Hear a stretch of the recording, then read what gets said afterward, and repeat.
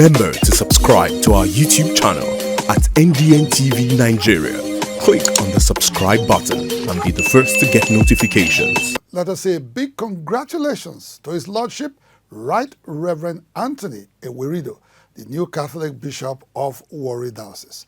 Bishop Ewherido, who is 62, was ordained and installed last week at a ceremony which took place at the Holy Mater of Uganda Minor Seminary in Efrun, Delta State.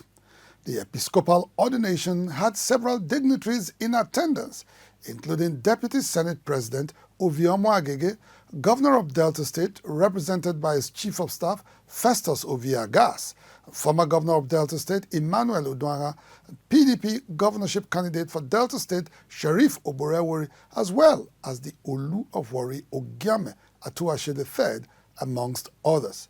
His Lordship, Rt.Rev. Anthony Ewherido, is a real Warri boy, in quote, and we pray to God Almighty to strengthen him to carry out this spiritual task.